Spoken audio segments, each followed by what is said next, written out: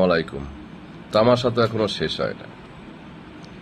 রাষ্ট্রের গুরুত্বপূর্ণ জায়গায় যারা এখন আছেন তারা এখনো তামাশা করতেছেন, নাটক সিনেমা করবেন, নাটক সিনেমা বানাবেন বলেই তারা এখন এই উপদেষ্টা পরিষদে নাটক সিনেমার মানুষ, দালাল, বিভিন্ন পর্যায়ের মানুষ যাদের রাষ্ট্র পরিচালনা করার বিন্দু পরিমাণ অভিজ্ঞ নাই।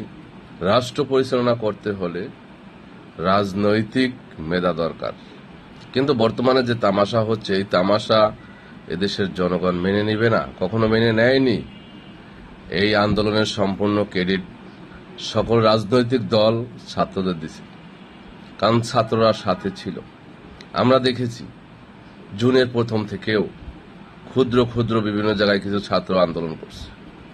তো 16 তারিখের পরে, আবু সাঈদ শহীদ হওয়ার পরে বাংলাদেশের সকল শ্রেণীর জনগণ, পেশাজীবী, আইনজীবী, শিক্ষক, মাস্টার, ছাত্রদের সকল গার্ডিয়ান সহ সবাই মাঠে নেমেছেন। সাথে ছিল সকল রাজনৈতিক দল। এই সকল দলের সমর্থনে এবং সকল শ্রেণীর মানুষের এই যে একতরফা আন্দোলনের জোয়ারি সরকার পতন হয়েছে, তারপরও সকল রাজনৈতিক দল ছাত্রদের অধীনেই উপদেষ্টা পরিষদ মেনে নিছে। কারণ ছাত্ররা তো আমাদের কারো ভাই, কারো সন্তান। তো তারা স্বৈরাচার পতনের জন্য তাদের চেষ্টার ত্রুটি ছিল না। কিন্তু এখন সকল দৃশ্যই যদি এই ছাত্রদের ইশারাই হয়, তবে সেটা যদি দেশের জন্য মঙ্গলজনক হয় মানুষ মেনে নেবে, আর যদি সেটা দেশের জন্য অমঙ্গলজনক হয় সেটা কেউ মানবে না। আর বেশিরভাগ মানুষ মেনে নিচ্ছে ডক্টর ইনুস সাহেব আসবেন বলে।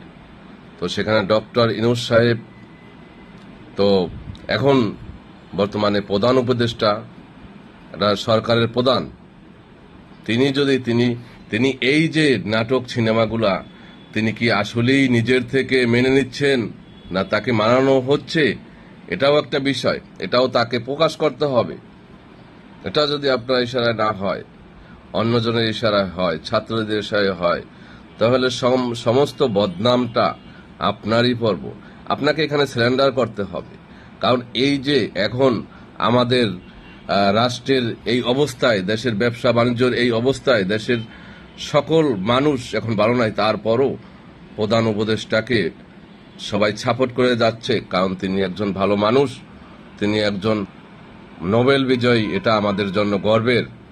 তবে এরা মাথায় রাখতে হবে, যারা যুগ যুগ ধরে আন্দোলন সংগ্রাম করছে, রাজনীতির ভিতরে নিজেকে বিলিয়ে দিচ্ছে, তাদেরকে বাদ দিয়ে আপনারা কোন জায়গা থেকে, যারা রাজনীতির কোনো মেধা নাই, যাদেরকে এদেশ চালাবার মতন যাদের বিন্দু পরিমাণ নলেজ নাই, তাদেরকে নিয়ে আপনি রাষ্ট্র চালাবেন, উপদেষ্টা পরিষদের গুরুত্বপূর্ণ জায়গায় বসাবেন, এটা কেউ মেনে নিবে না।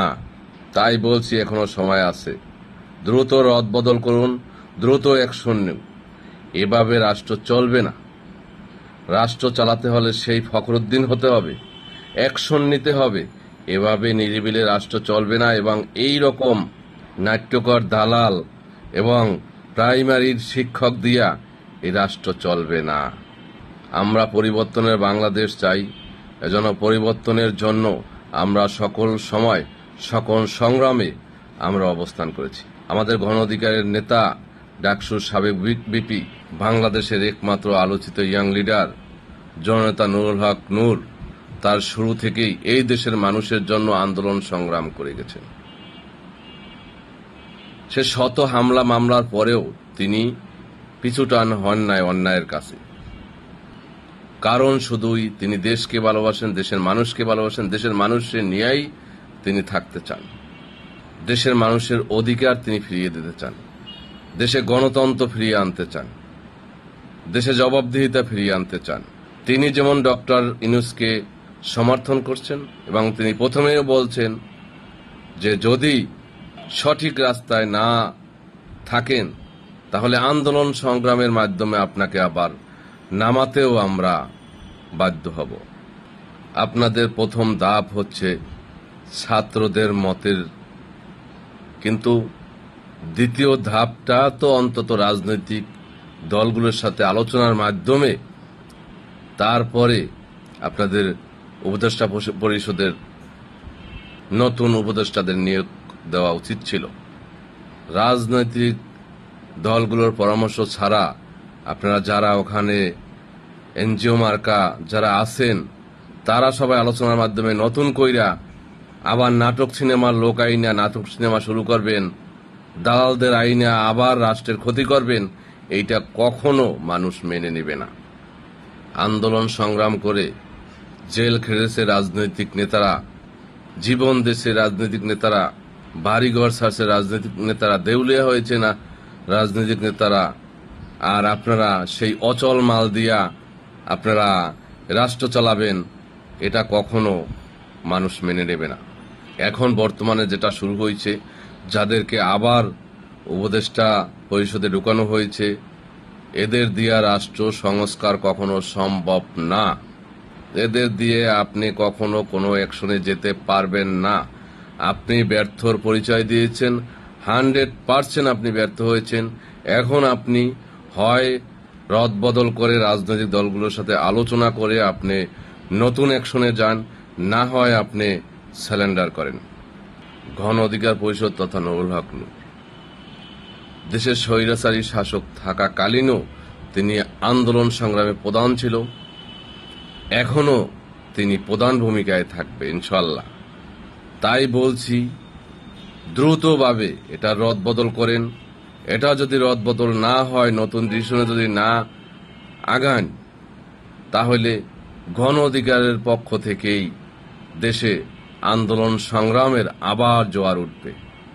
এ দেশের মানুষ আর অন্যায় মেনে নেবে না। এদেশের মানুষ মৃত্যুকে ভয় করে না। এদেশের মানুষ বুঝে গেছে আন্দোলন সংগ্রাম করেই বাঁচতে হবে। তাই এখন সেই ছাত্রদের ক্রেডিট তাদেরকে দেওয়া হয়েছে, এখন গার্ডিয়ানরা হাল ধরবে, এখন রাজনৈতিক নেতারা হাল ধরবে। যারা দেশের জন্য ভালো চায়, যারা দেশের কথা বলে, মানুষের কথা বলে, মানুষকে নিয়ে ভাবে, তারাই হাল ধরবে।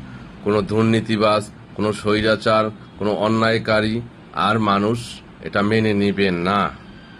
তাই বলছি, প্রধান উপদেষ্টার উদ্দেশ্যে ভদ্রলোক হয়ে এসেছেন, যদি অ্যাকশন নিতে পারেন অ্যাকশন নেন, রাষ্ট্র সঠিকভাবে চালান, মানুষ মেনে নিবে। এখনো সুযোগ আছে, রদবদল করেন, আপনার এখনো সময় আছে, মানুষ মেনে নেবে।